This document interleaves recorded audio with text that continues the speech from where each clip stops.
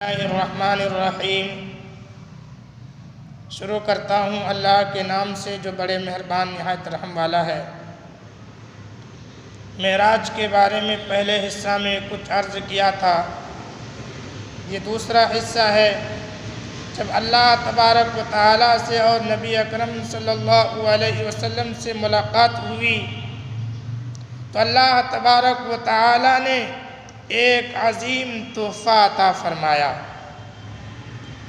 جس کو نماز کہتے ہیں۔ شروع میں اللہ تبارک و تعالیٰ نے حضرت محمد رسول اللہ صلی اللہ علیہ وسلم کو 50 نمازیں عطا کی۔ جب اللہ کے نبی صلی اللہ علیہ وسلم پر آ رہے تھے خوشی خوشی تحفہ لے کر کے، تو دوسرے آسمان پر حضرت موسیٰ علیہ السلام سے ملاقات ہو گئی اور فرمایا کیا ملا؟ اللہ کے نبی صلی اللہ علیہ وسلم نے فرمایا کہ 50 نمازیں ملی ہیں۔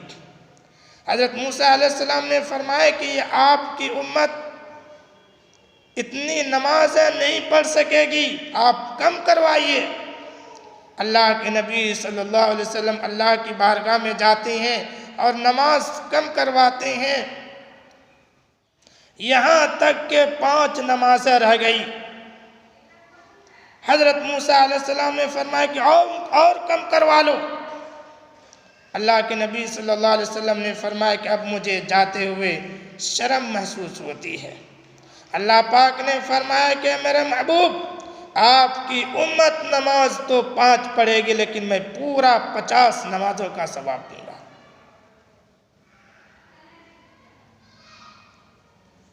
معراج میں اللہ تبارک و تعالیٰ نے 3 تحفے عطا فرمائے۔ پہلا تحفہ نماز، دوسرا تحفہ وہ سورہ بقرہ کی آخری آیتیں،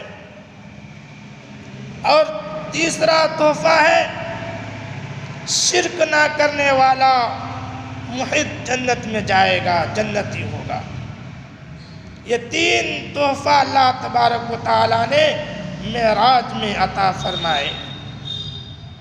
جب اللہ کے رسول صلی اللہ علیہ وسلم معراج سے واپس آئے اور لوگوں کو خوشخبری دی کہ اللہ تبارک و تعالیٰ نے ہمیں معراج عطا فرمایا ہے، میں نے 7 آسمان کا سیر کیا، جنت کا معائنہ کیا، اب مشرکین کو موقع مل گیا، انہوں نے آپ کا مذاق اڑانا شروع کر دیا اور کہا کہ کوئی ایک رات میں بیت المقدس کا سفر کر سکتا ہے، 7 آسمان کا سیر کر سکتا ہے، جنت کا کون معائنہ کر سکتا ہے؟ چاروں طرف سے استہزاء اور مذاق ہو رہا تھا۔ مشرکین حضرت ابوبکر صدیق رضی اللہ تعالی عنہ کے پاس گئے اور کہا کہ اے صدیق،